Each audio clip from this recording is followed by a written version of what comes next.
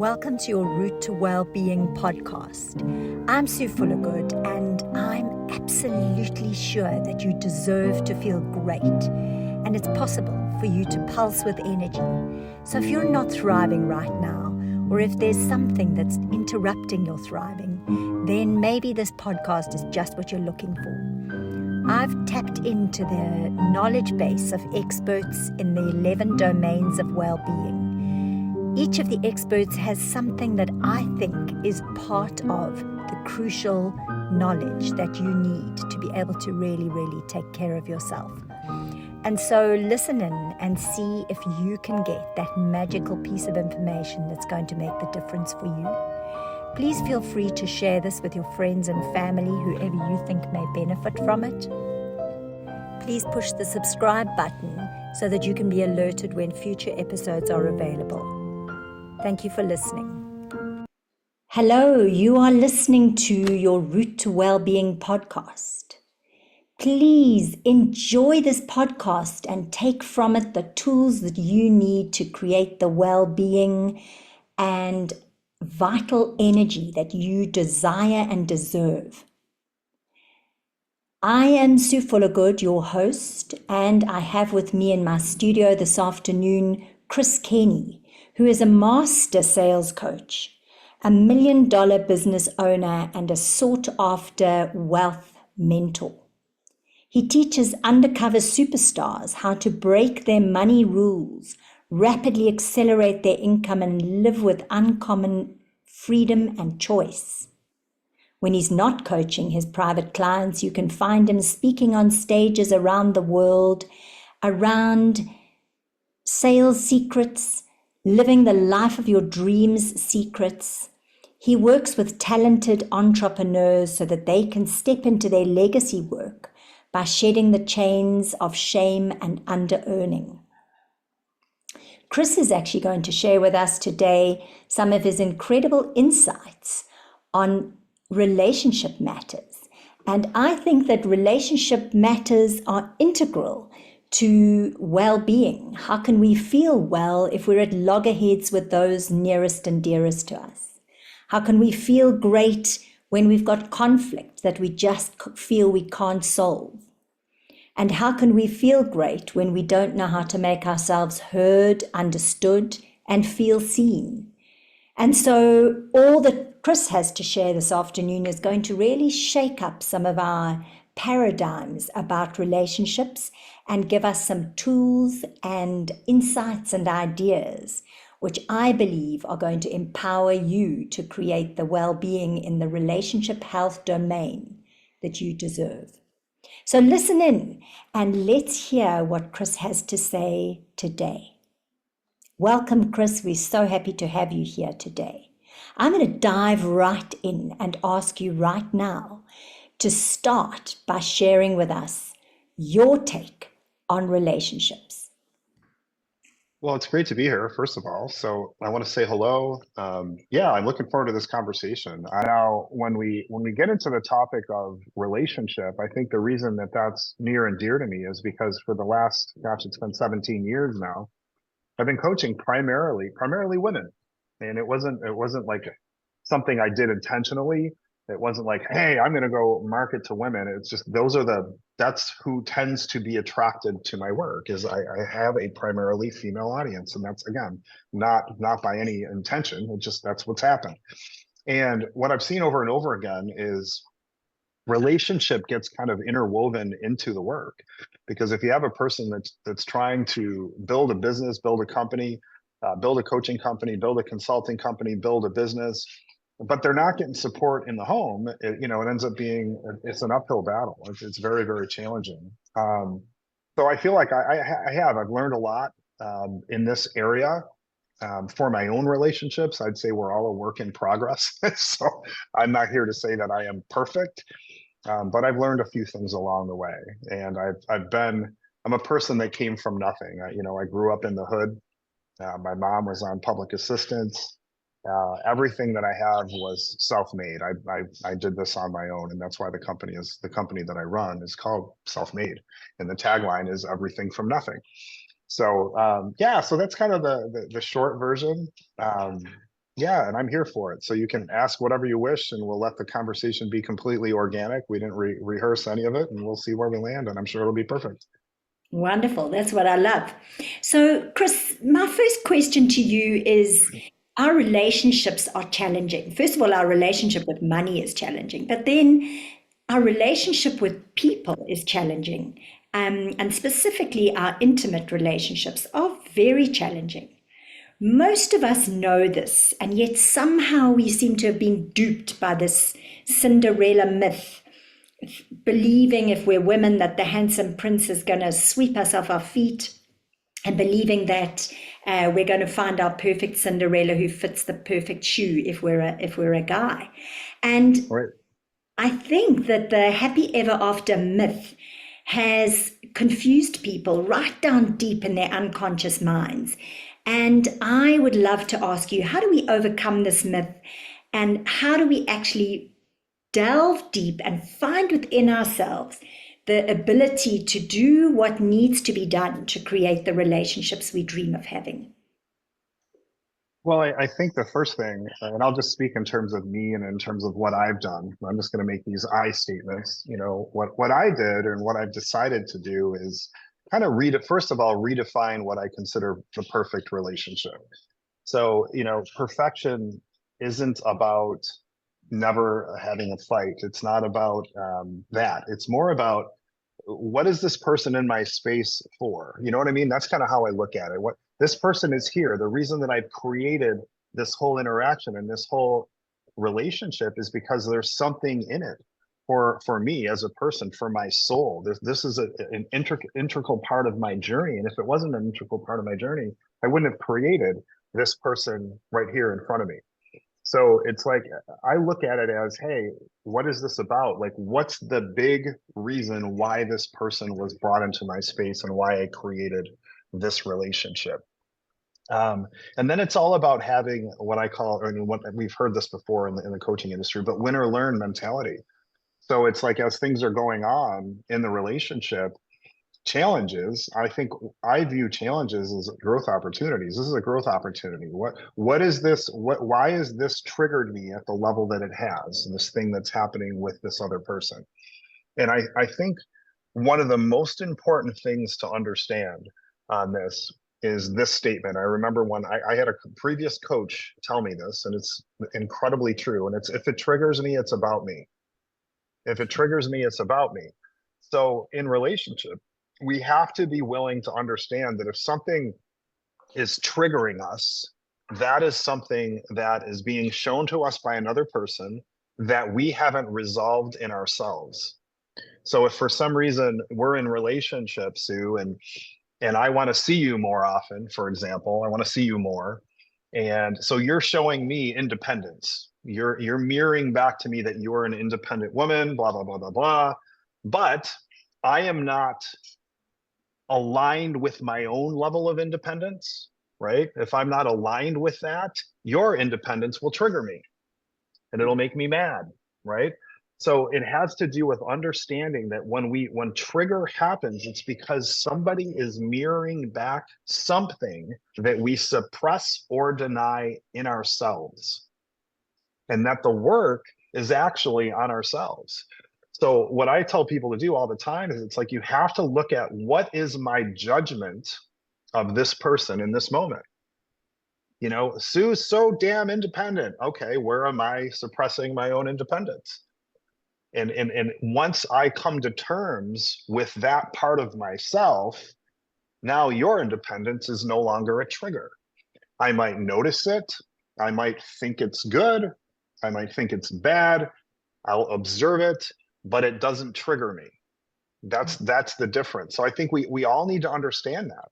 And attraction, the reason that we get attracted to a person is because of it. It's like an incompletion in the subconscious mind, right? We will create people into our experience that will trigger our wounds. Like you might trigger my abandonment wound that I have, because mom wasn't present when I was a child, right? That's my wound. That has nothing to do with you. And the reason that I've created you into my life and into my experience that wound is going to pop up. It's going to show itself. And now through relationship with you, I have an opportunity to heal that wound. So I think we create these relationships because we're trying to get complete with ourselves. And I want everybody to think about this. There's a lot of people out there you'll look at, and I might, not to make you embarrassed, Sue, but I might look at Sue and say, wow, Sue's attractive, right? But there's a difference between finding Sue attractive and being attracted to Sue. You see what I mean? The person you're really attracted to is a person that is triggering some sort of incompletion that's in the subconscious mind.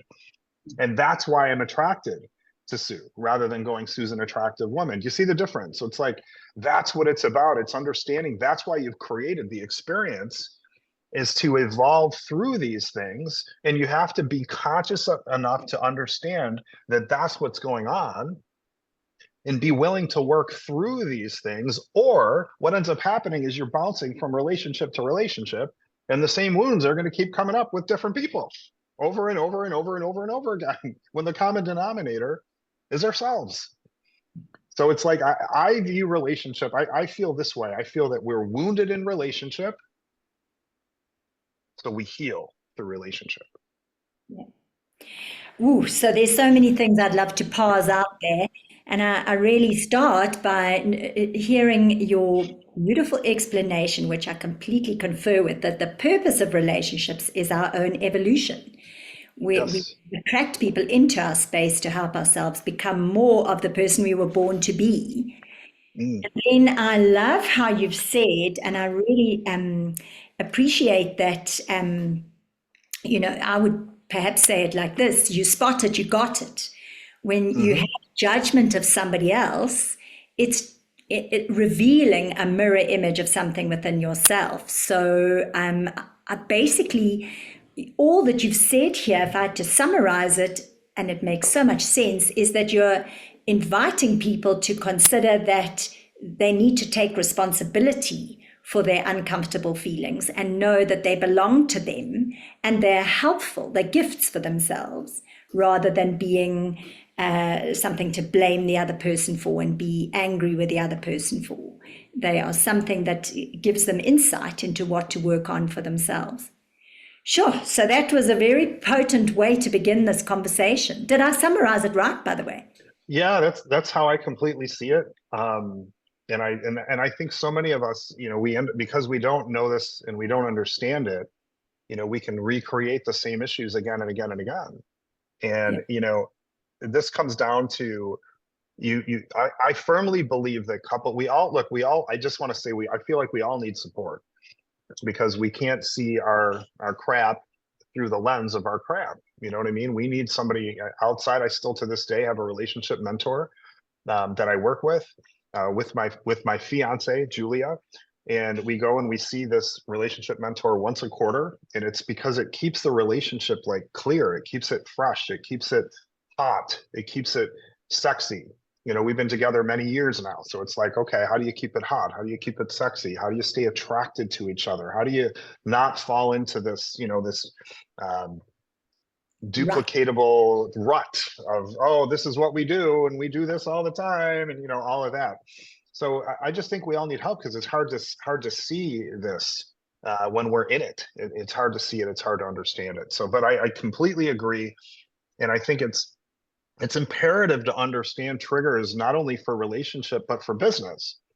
If a person is a coach, if a person is a consultant running a company, maybe you have a staff, you have employees, and it's understanding why are you, like, what are your employees mirroring back to you? See what I mean? It's the same thing. So it's own your trigger. And I think if we all owned our triggers and took responsibility, like you said, take responsibility for the energy that you're bringing, take responsibility for the thing that's within you that's actually creating the trigger. Stop blaming things outside of ourselves for the trigger. And I think if everybody was doing that, the collective would be in a much better space. There's no question. No They're question. more successful relationships and far less unhappy people. And I think, since we're talking about well-being here, that ultimately, if you could take ownership of your triggers and therefore have less outward conflict and more scope for internal work, then you would have more access to well-being. So I think you've given us a big route map on how we can produce more well-being in our relationship domain. So thank you for that. Correct. And I also like how you've said that we need somebody from outside of ourselves to be able to shine the light on our blind spots and the areas that we can't personally see. And what you and your fiance have done, by all accounts, is go for help before you've got problems. Go for help while you're still thriving and in love with each other. And that's a new way of thinking, because I think most people think they only should go for help when they're already in trouble, and even then maybe they're afraid or ashamed to go for help.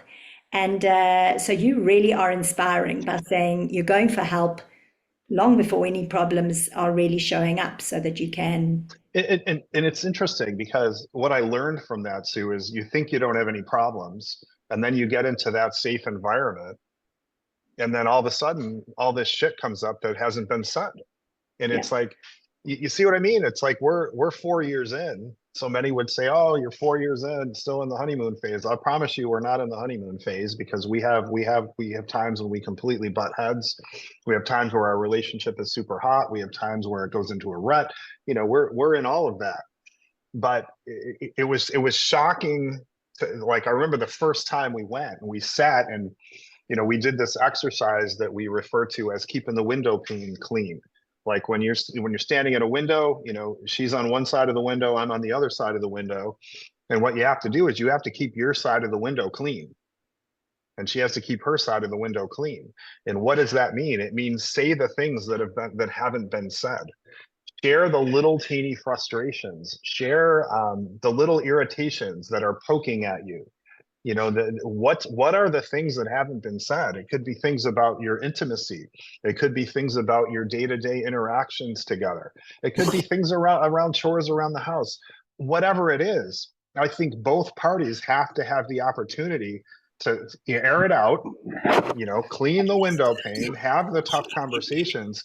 And when you do that, the eros between the two of you, or between, let me just say, between the two of us, that elevates our sexual energy, because now we're having the tough conversation. We're able to connect at a deeper level because of the tough conversation, right? And that's why we like having a third person in the room, because if we're having a tough conversation, having a mediator there is very, very powerful and helpful. But that's what creates the connection. And I think that's like it's such a cool thing to understand, that when we have conflict and we effectively navigate conflict and we effectively have these tough conversations, the end result is deeper connection.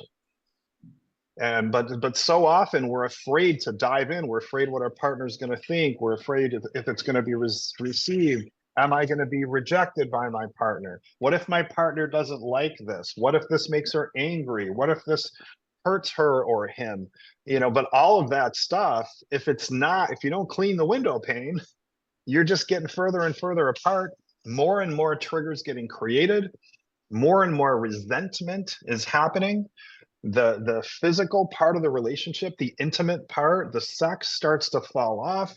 So, like, for me, everybody goes through that phase where you get together and all you want to do is be physically intimate, and everybody has that period of time. And when it starts to phase off, right, that's when you got to clean the window pane. And you know what I mean? And I just think we wait too long so often. And now there's this big rift between the two of you, and there's like 10 years of window pane dirt on this side, and 10 years and 15 years of dirt over here. And now you can't clean the window. You got to, now you replace the window, you end up in a new, you know what I mean? That's what happens. So I just think we have to stay on top of it. But the once a week, we sit and we have like an hour and we go, what's been unsaid this week? Well, it frustrated me when you blank. It frustrated me when you blank. And we talk and we talk, and we can have these conversations because we own our triggers. If I'm triggered, I know it has more to do with me than it does to do with her. So I don't blame her for that, and vice versa. So that ownership mixed with the communication, mixed with listen, and this is just an opinion, mixed with proper masculine feminine dynamic, meaning Julie likes me to lead, right? And I'm not saying all women have to be this way. I'm just saying this is the dynamic that we have in our household, and it works for us. And it's me as man, I'm masculine. Her as woman, she happens to be feminine. I'm not saying that has to be in that order. I'm just saying that's how we are.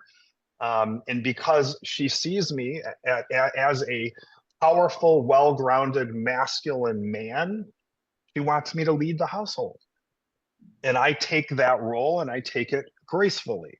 Now, here's the thing. One of the things that I see, and I hear this complaint from women constantly, and it's that they want their man to be more masculine, right? They want more masculine leadership. I hear this a lot, right? I want him to take the ball. I want him to plan. I want him, I want this. But here's the thing. You have to look at what role are you playing in him staying in his feminine? Because what can happen is, you can have a woman that is, let's just say, a control freak, and I can say there's men that are control freaks, but if a woman's constantly trying to control, that is emasculating to a man. So now you're asking him to be more masculine, but the natural way of being is to emasculate. You know what I mean? Not let him lead. You want him to lead, but you want him to do it your way. You see what I mean? So I just think masculine, feminine, we need masculine, feminine polarity in our relationship, because it's the polarity that creates the turn on. You see what I'm saying? Is this making sense? Yeah, I understand what you're saying, and of course we don't necessarily have to use this in a cisgender heterosexual Yeah, heteronormative kind of a way, but I agree with you that somebody is the masculine energy in a domain, and somebody is the feminine correct. in a domain. But you could be the masculine in the financial domain and the feminine in the health and nutrition aspect of the relationship, or the decorating, or whatever it is. Yeah, it's an energy. It's not a man woman thing. Masculine is an energy, feminine is an energy. And I think in all of these interactions, we have to have both. You know what I mean? You're gonna have somebody who's leading in a situation, and you have somebody that's following. And I just think it's when you're battling each other for which person is going to be in masculine energy, and you know what I mean? Like that butting heads constantly is an issue. So I don't mean to make it it's not a man woman thing, because it's energy. It is masculine energy, feminine energy.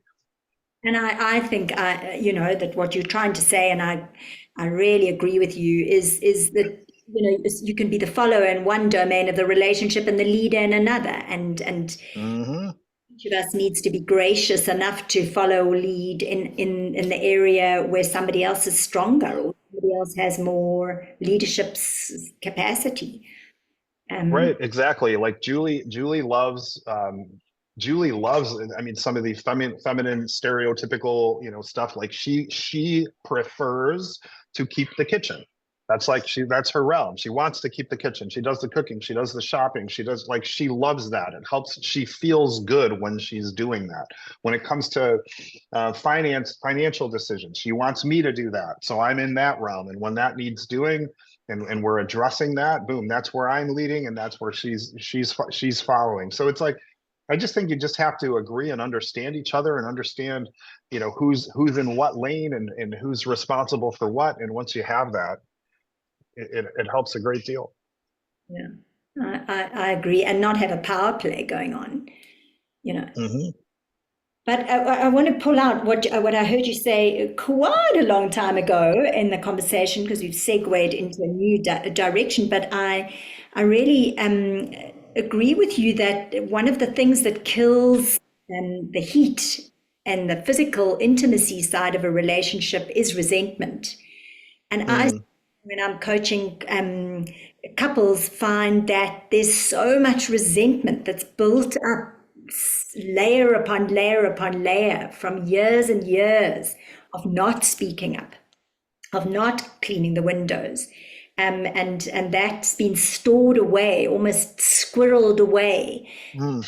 And it's created this whole sort of deheating effect on the relationship and killed the sex drive in one or other of the partners, or maybe just destroyed the sex life altogether. And so I completely want to highlight what you've said about early and often clearing the windows, speaking up, saying what it is that's bothering you, and trusting that that what you're saying can be received without being terrified that you might destroy the other person or destroy the relationship or destroy something. Actually, it's trust building and not trust breaking. And I just wish that we could drive that message home, because resentment kills your libido. It also kills your well-being. It's the most destructive emotion to be stuck with. Of course, Yeah, and it's, but you don't want I think there's different areas, I just think we have to look inside of ourselves, like where are the areas that I carry shame, around who I am, or in, within my way of being. And it's like, I think with Julie, the thing that's been massively different is that I have aired out like a lot of my like deepest, darkest secrets, the things that I thought I would never share with another human being, in terms of, who I am and the things that I have shame about, like inside myself.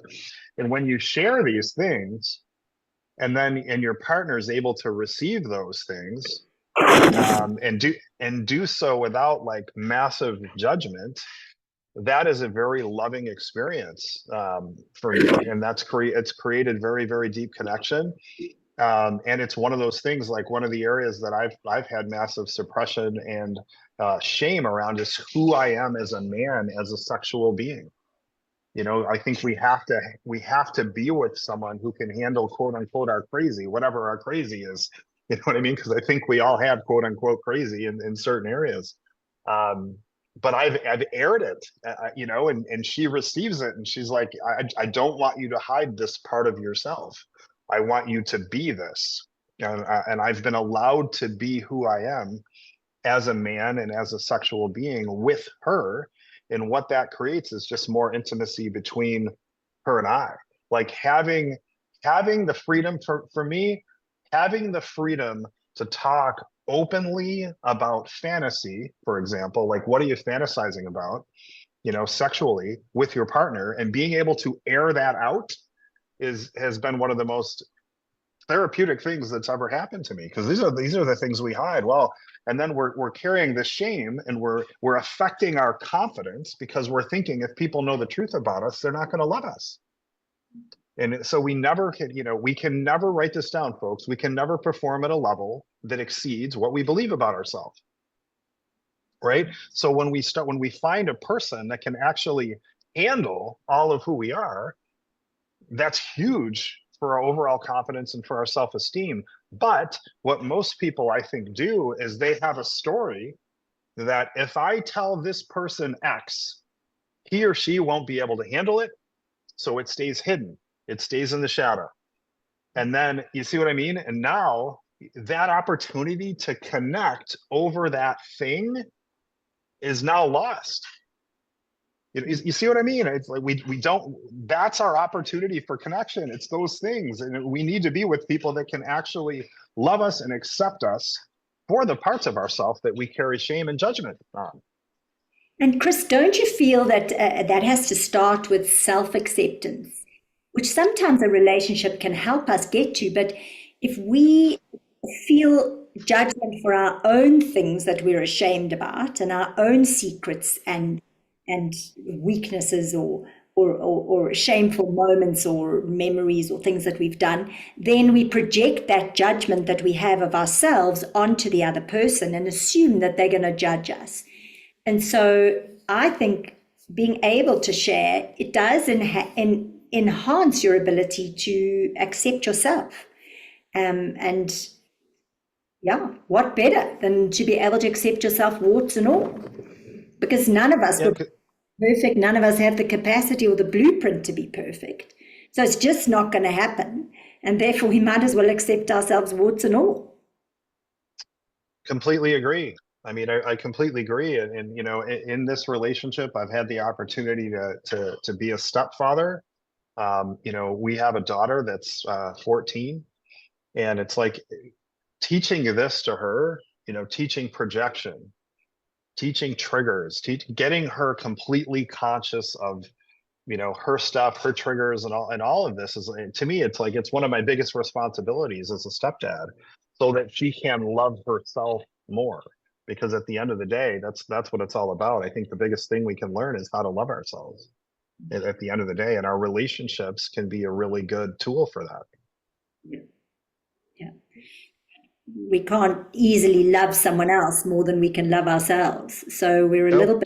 bit, if we're stuck despising ourselves or remaining ashamed of ourselves. And so it really does come down to, as you say, seeing yourself as you really are with your triggers and your insecurities and all the other things that you carry, and finding a way to say, okay, I'm going to show up like this. Yeah, this is who I am. And you know, and again, when you'll be I've been consistently surprised when I share stuff like that, because I just think we forget that the other person's in there. I just want to say it, they're in their shit too. So when we share, you know, it's like, oh my gosh, it's like an anvil's coming off our chest, because this thing that we have this story about, you know, we have shame around X, so we think everybody else is going to have shame around X, and we're carrying it, we're carrying it, we're carrying it. It's incredibly exhausting to carry that stuff around, and then keep it hidden. And then because we're keeping all these parts of ourselves hidden, we're not allowing ourselves to experience love at a deep level, a level that's possible. I think we're missing out. Like, if we're at a level 5 or a level 6 with our partner, I just think when we start to share, that elevates up to a level, you know, 8, 9, 10, because we can connect over these things that we have shame around. But people don't see that as an opportunity, and sometimes it is. I've seen that's where the greatest connection comes, is when I'm sharing something that I'm horrified to share. Or I think, oh, she's not going to be able to handle this, or she's not going to like this about me, or whatever it is. And if you're sharing all this stuff and your partner is just completely misaligned with all this stuff, then maybe you're with the wrong partner. But to not share it, is a prescription for disaster, and it just builds more and more resentment. And more secrecy. And I always say secrets are toxic, and the things that are hidden catastrophize and ferment and grow bigger and grow frothier and more disgusting in dark recesses of our minds. So to share it is to heal it. But it's kind of counterintuitive, and it takes a lot of courage. Hmm.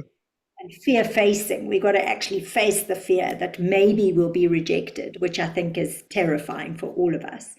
And so maybe we'll be judged, maybe we'll be found wanting, and maybe we'll be rejected. And therefore we do what I call fear avoidance behavior. And so we keep on avoiding sharing.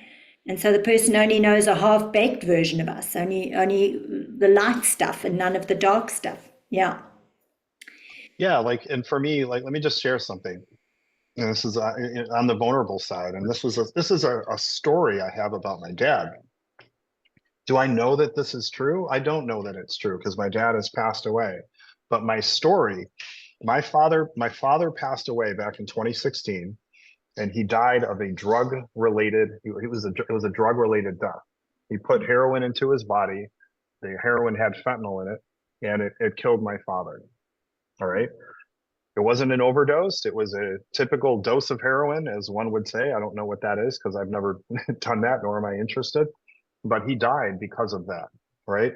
Now, here's the thing, and we can dive into this at whatever level you want to. It's completely up to you. 2 weeks later, we had my father's funeral, and we all gave speeches about my dad. And my dad was a hairdresser for, the bulk of his life. So he knew a lot of people. So we had this big, thing, a celebration of life. I spoke, my brother spoke, so on and so forth. My sister spoke. 2 weeks later, my sister died. So my sister had died of an accidental cocaine overdose. So, that happened in 2016. And the reason that I share that, especially with regard to my father, is my father was a bisexual man, but I don't believe that people knew that about him. The only reason that I knew is because my mom told me, but I don't think my dad ever knew that my mom knew. Wow. He thought it was this big secret. So he's got this, here's this thing, I'm a bisexual man. I'm going to carry all this shame about being a bisexual man and about all my desires around men or that I have for men. And because I can't live with that inside myself, I'm going to drug, right? I'm going to drink over, I'm going to overindulge on the booze, and and then he started, smoking marijuana, and then it just evolved into all of this stuff. And he ended up being a person that got addicted to heroin, and it killed him. So I just feel like these areas of suppression, I wish for him and I wish for all people that we felt free enough and safe enough to share these parts of ourselves, because the way that we handle it when we can handle parts of ourselves is we develop all these behaviors that we use to numb out. We could be numbing out on our devices. We could be numbing out through gambling. We could numb out through, an unhealthy relationship with sex, pornography, you name it. There's all these different ways that people numb out. And that creates more and more disconnection. We're getting more and more disconnected. And when I look at my dad and when I look at his death and I look at what's here for it, why did this get created where I lost my dad and I lost my sister 2 weeks later? I feel like they died of a disease of disconnection. That's what killed them. Disconnection to self. And because they were disconnected to self and they had so much shame around their own ways of being and their own who they were, that they were drugging, and now they're dead. And that's like, to me, that's so important to understand, because if my dad had ever came to me, with all of this, I would have loved him and I would have accepted it for him. And I would venture to say that the women in his life may or may not have accepted him, but because he was hiding at that level, he was numbing out, and it ended up being the thing that killed him. Yo, and I'm so sorry for those excruciating losses of, from your family and for their suffering. You raise such an important point, is that when we are ashamed and we're hiding ourselves, it causes us pain that ultimately can be deadly to us in whatever form, but largely from the disconnection it causes. I think it's so important to recognize that it's our inner protector, I call it our ego, that makes us want to hide away parts of Yes. and keep them in the dark and keep them hidden. And actually, that protector that's supposed to keep us safe often is the thing that causes our own demise and destruction. And so I think it's really what you're saying is that it's all about your relationship with yourself. And I think if we can bring our ego part, the protective part, up for ourselves and actually have conversations with it and actually invest Yes. with it is actually serving us the way it's trying to, we have a chance against this downward spiral that's so possible for human beings. I think the first thing, in this area, first of all, I couldn't agree with you more. The first thing to understand is that we are not our inner voice. We are the observer of our inner voice. You are not your inner voice. You are the observer of your inner voice. And the reason that I say that is, fundamentally, here's what happens.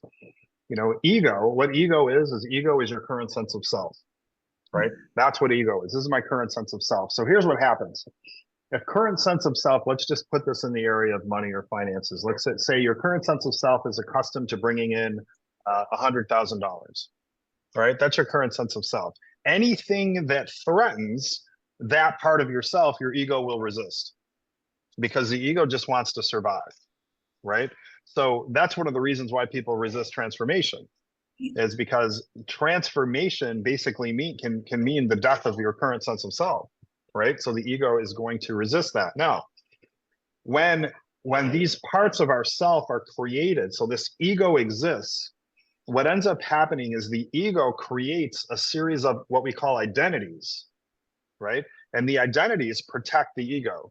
So again, if your ego says, hey, my belief about myself is I make $100,000, you'll have a series of identities that protect that you make 100,000. One identity might be a scarcity identity, right? So staying in scarcity around all your financial decisions and not allowing yourself to hire help or support, or you see what I mean? You have a scarcity identity. That identity is in place to protect your current sense of self. You might also have a procrastinating identity. So you'd procrastinate because if you take too much action, heaven forbid, you might start making 200,000. They have a procrastination identity.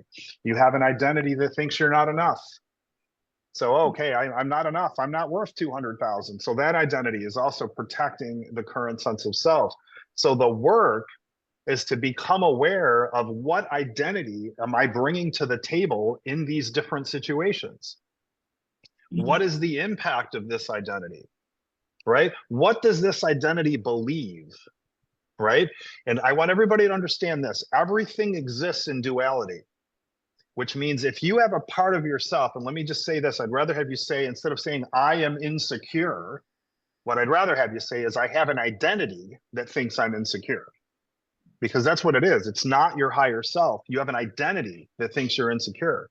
But because everything exists in duality, if you have an identity that's insecure, guess what you also have? You have an identity that's really secure, right? You can't have one without the other.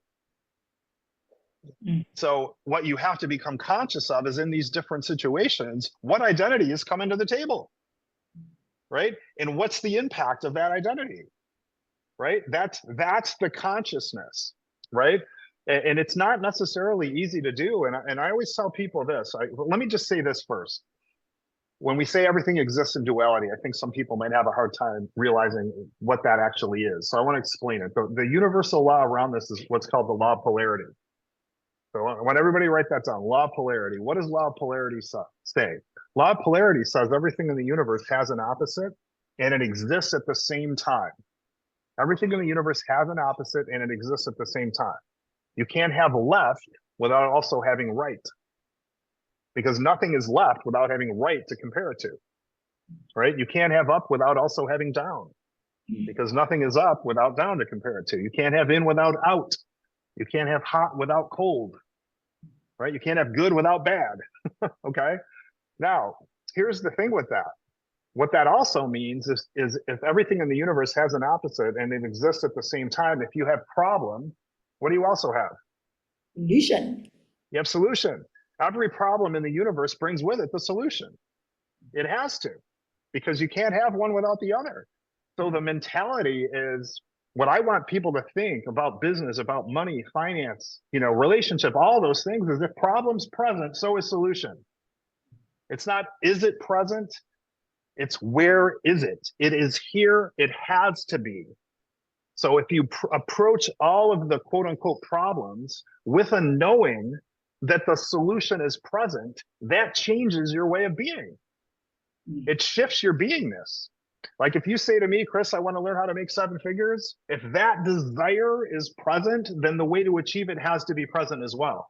It's not, is it possible? Maybe it's possible. Not sure if it's possible. If you're thinking about it and you present that out into the universe, the solution has to be here.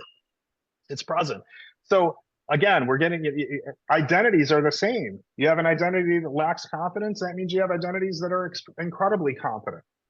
If you have a scarcity identity, then you have an identity that would invest and invest openly and freely. But know what your identities are, know which ones are running the show so that you can have the consciousness to make a different decision in certain situations. So what I do and what I teach is I ask people to name their identities and have fun with it. Poly procrastinator, you know what I mean? Like name it something funny, because until you give those identities a voice, then they're going to run you. You know what I mean? Like run it. I would say, yeah, let Polly the procrastinator tell you everything that Polly the procrastinator believes, air it out, journal it out. But if you have Polly the procrastinator, then you also have, Douglas get it done over here, who just gets all the shit done all the time. What does that identity believe? Journal that all out.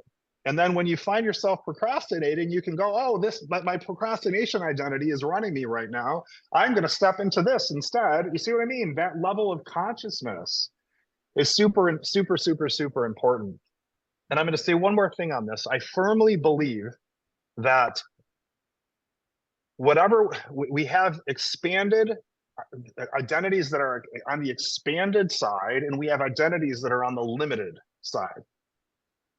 And I will say this, the extent to which we allow ourselves to feel limitation is the same extent that we will allow ourselves to feel expansion. So if you have this identity that is scarce, right? But you're constantly trying to go, don't feel that, don't feel scarce, and you're only allowing yourself to feel scarce at a level 3. Well, guess what? You're only going to allow yourself to feel expansion and abundance at a level 3. So what I want people to do is to be very deliberate about allowing themselves to feel what they need to feel regarding a particular identity. Like totally like worst case scenario, scarcity identity. I'm going to run out of money. I'm going to go broke. I'm going to live in a cardboard box. Like give that identity full voice. Very intentionally during particular time of the day. You know what? 2 o'clock today, I'm going to let this identity just go nuts, and I'm going to pull out my journal and paper, and I'm going to journal out all the worst case scenarios on scarcity. Right? Air it out. Get that energy clean. Air it out. Get rid of it. Move it. Move it. Move it. Move it. I don't want to say get rid of it. I want to say express it. Express it. Express it. Right? Once it loses its charge, now you can set some intentions around what it is that you really want to create on the side of abundance, right? And then boom, you set the intentions, and then you ask the identity that's abundant what it thinks about that. And it'll give that a voice. You see what I mean? You want to air this stuff out. So you air it out, air it out, air it out. And as you're airing it out, what you find is the charge goes away. The trigger, I think it all comes down to we don't want to feel something. So I'm saying instead of trying not to be scarce, I'm saying allow yourself to feel scarcity at an incredibly high level, but be deliberate about it. 2 o'clock today, I'm doing a journal. I'm going to write this stuff. I'm going to give this part of myself the stage and just let it go. Let it air out. This way it's not running you all the time. It's got a voice. And now you can shift, go to the identity that's on the abundant side, get that identity expressing itself, set some powerful intentions, and move on. So there you have it. I'll hop off the soapbox here for a minute. No, well, I like what you've said. So you bring it into the light, and we've sort of segued off from relationships here into the realm of finance, but obviously it's the same thing. If you can bring into the light the things that you feel are shrinking you down and are making you feel small, and you can really give them voice and stop hiding them away, but shine the brightest light you can find on them, express them, give them voice, then you also have access to their opposite. And I've just written a book a little while ago called The Sweet Spot, and I'm absolutely a proponent of the idea that everything is on a continuum. So the two opposites exist and everything in between. So you can move between those two extremes. So many of the listeners may have read that book, and therefore they'll be familiar with that concept. But I love how you say when you really give voice to this, you also make available the opposite. So I'd love for you to share with us the story from your own life that's given you the most insight into relationship health and success. Maybe it's to do with your fiance now, but maybe it came from way back when and gave you some kind of super insight, superpower. Well, I think the best book that I ever read in this area, I want to just go to Harville Hendricks.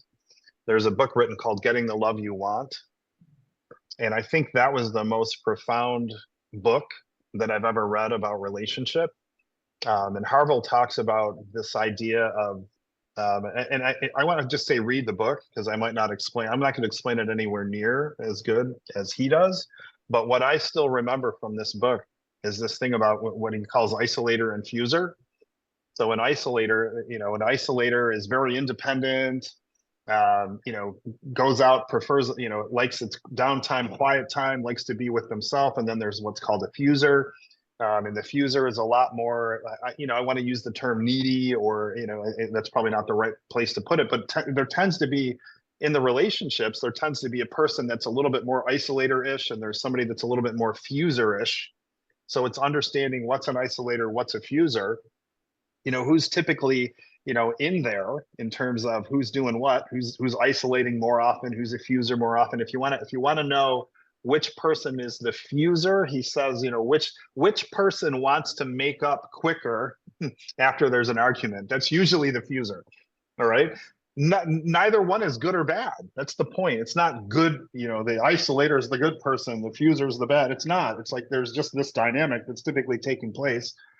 And then even more so inside this book, he talks a little bit about this thing around the unconscious connection, and how we talked about that earlier. It's like there's these unconscious completion or incompletions that are going on. There's these areas where we've had wound, and we will be attracted to people that can actually trigger the wound, and then we can heal through that relationship. So I think that was the best book that I've ever read, and that was one of the most important things that I learned.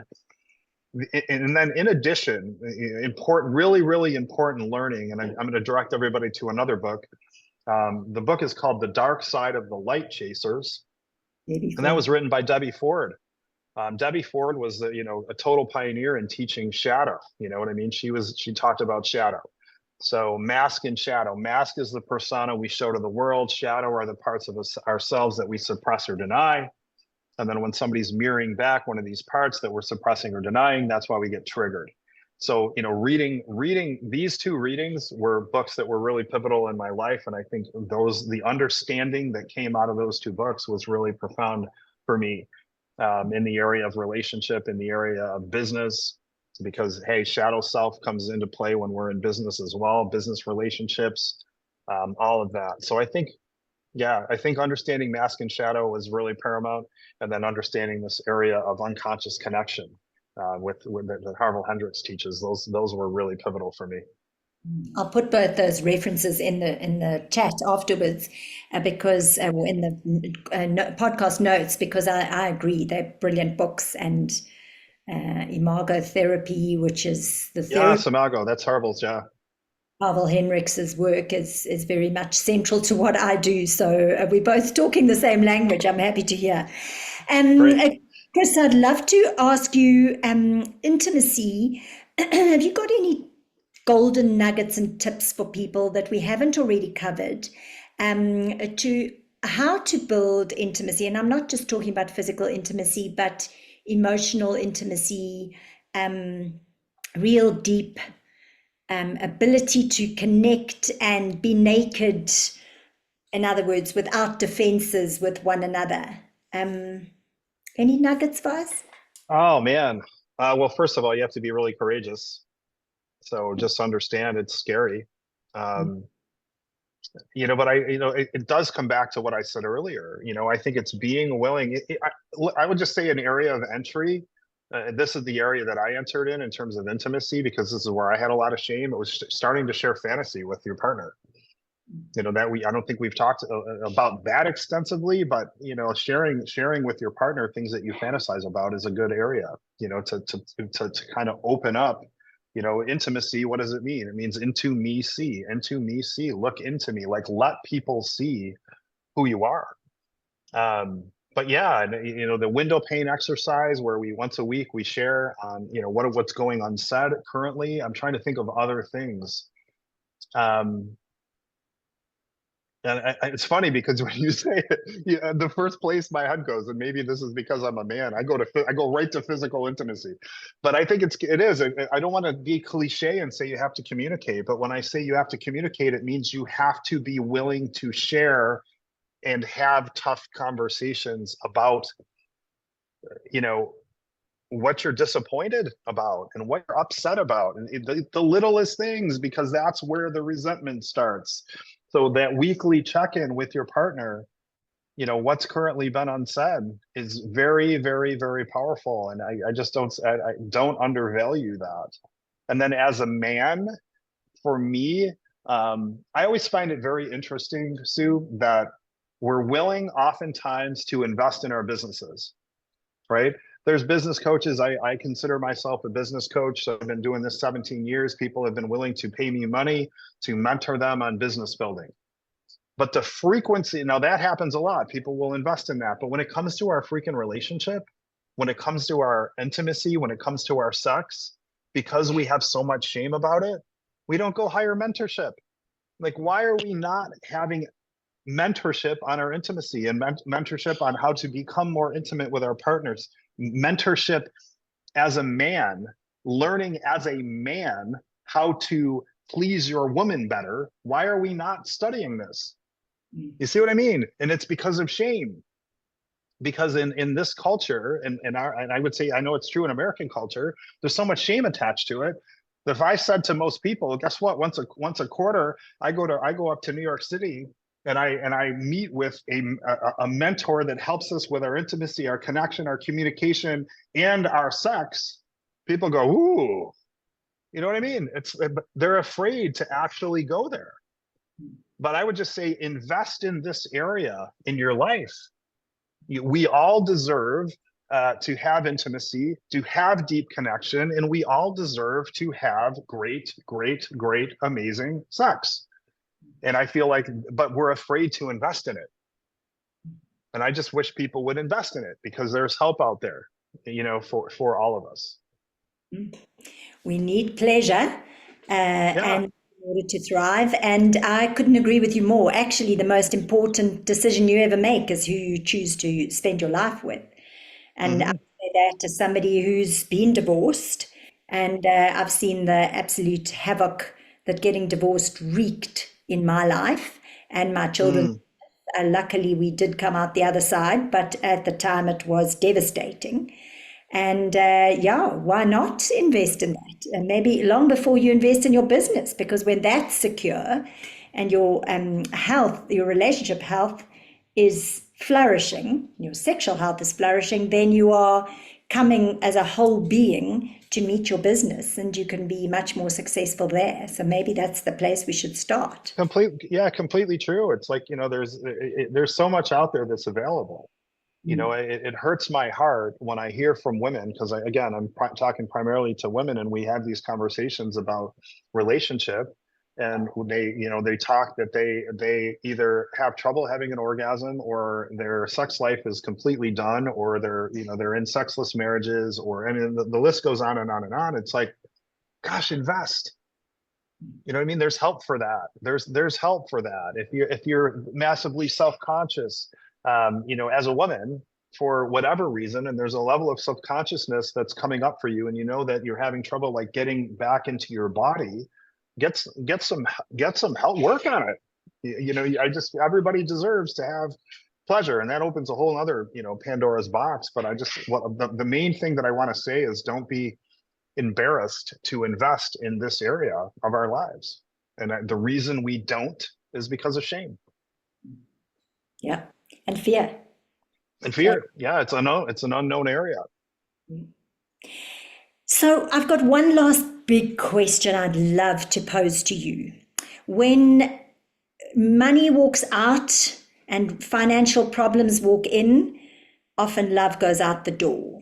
How can we work better with money in our relationships, so that financial pressure and stress is not a destructive force in our relationships, specifically our intimate relationships?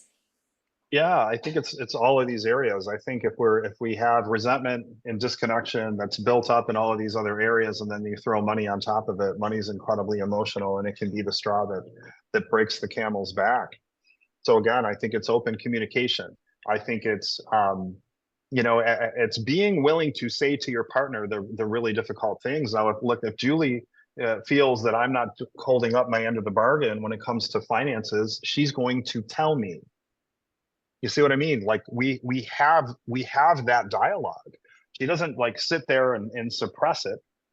You know what I mean? I just think we have to be willing to talk about these things. We have to be willing to communicate. And when we're strong outside of the money, and then there's financial trouble that comes in, we're able to bear it.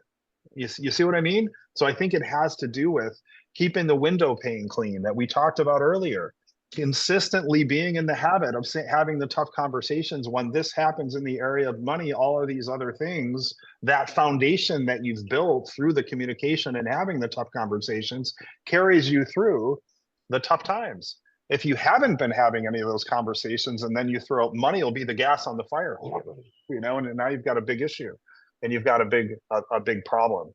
I also think, for us, because we work together as well, I just want to say this, like having our lane for any couples that might be listening to this and you're in business together.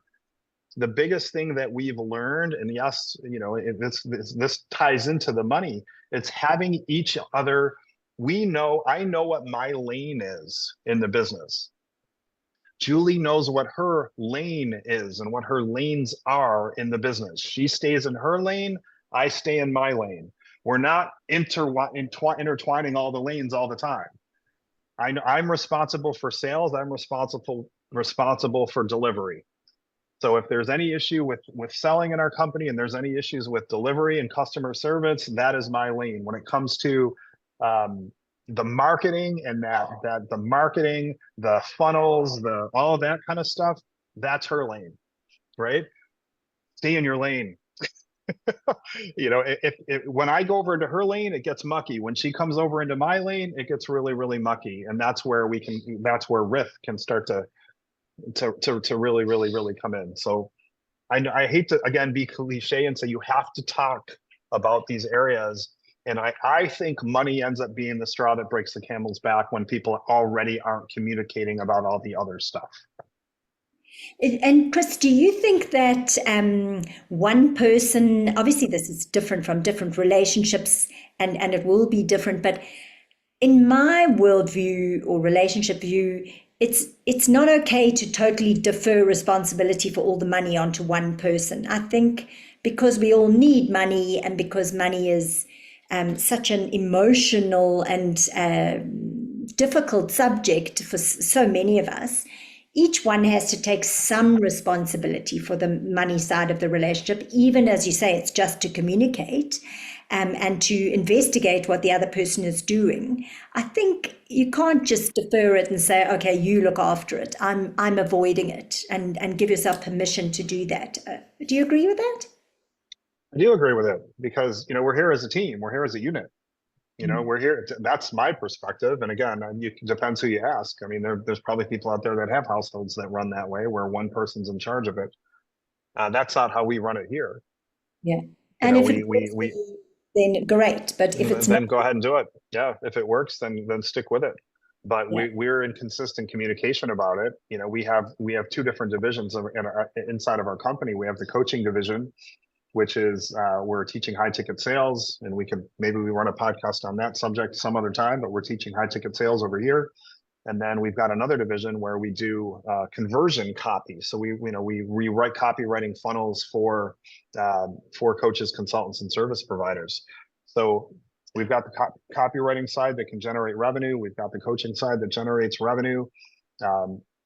She tends to run more of the copywriting side. I tend to run more of the coaching side. But again, we're in our lanes, but we're talking about the finances because the way that we're set up is we have the self-made company, which is treated as an LLC, but it's owned by our two other coaching companies. You see what I mean?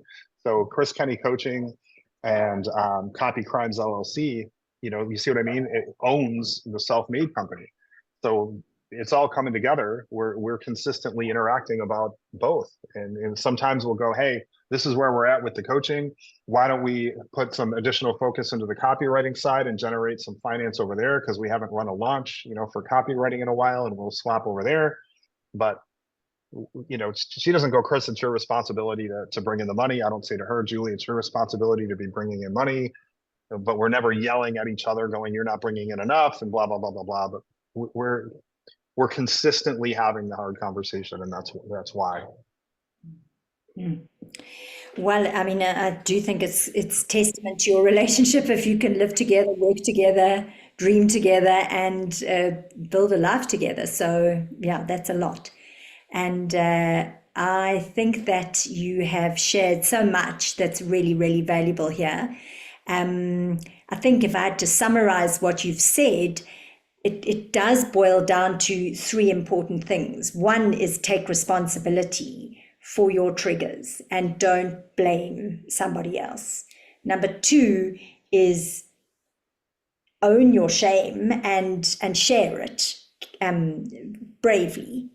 And number three is communicate, communicate, communicate. Have those hard conversations, however scary they are. Did I leave something out, or have I kind of No, that's you know, if you, and it's funny because you know, you and I both wanted this conversation to be completely organic, but I just think it sounds so simple when we say take responsibility, but it's not that simple. So I want everybody to say, we know it's easy, it's easier said than done, but just look at it. I totally agree with it. But if I had to put it down to one thing, I'd say take responsibility for your shit, and stop blaming your partner for it, and vice versa.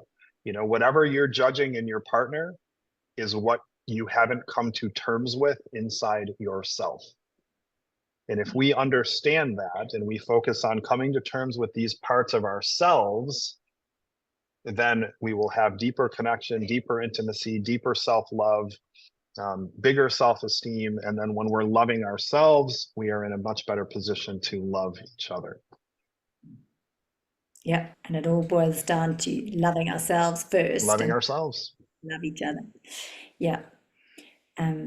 Wow, we've made it sound very simple. It is not simple. It is a work in progress, and I think that's what I'd love to really leave our listeners with, is that both of us are saying loud and clear, relationships are hard and they take hard work.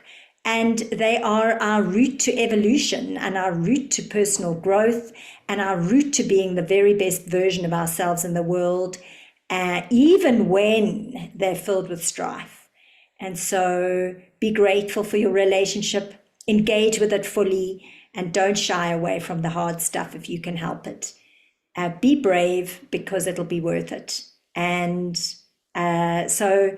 yeah, Chris Kenny, you are a minefield of information, and I'd love to have you back to talk about building a seven-figure or whatever number it is for you, businesses.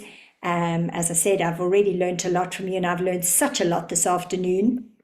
So really, really thank you for your time and your generosity, and for your presence. If people want to get hold of you, how do they get hold of you? The best place is inside of our Facebook group. You know, I'm just going to direct people there. The reason I'm directing people to the Facebook group is because we do teaching in there, complimentary teaching every Thursday. Thursday, 3 p.m. Eastern, we're doing live complimentary teaching. The name of the group is High Ticket Income Accelerator on Facebook. High Ticket Income Accelerator on Facebook. There'll be a couple questions you have to answer to enter the group. And if y'all want me to know that you came from the podcast, just write Sue's name, you know, in one of those questions. Just say, I heard you on, you know, Sue Fullergood's podcast, and I'll know that's where you came from. And that's where you can get more access to teaching. We do teach on this area inside of the group. We also teach on high ticket sales. We teach on mindset. We teach on money mindset. We teach on business model. There's a whole bunch of stuff, but there's a lot of complimentary content inside of the group. So we'd love to see everybody there. There is. You're incredibly generous, and you've been incredibly generous today. Thank you, Chris, and thank you to everybody who's listened. Please remember to share this with your friends who you think it could benefit, and make your comments at the end of the podcast, and don't forget to like it too, so other people can have access to it if it should be useful to them. Thank you, thank you, thank you, and have a wonderful evening. Bye for now. Please push the subscribe button so that you can be alerted when future episodes are available. Thank you for listening.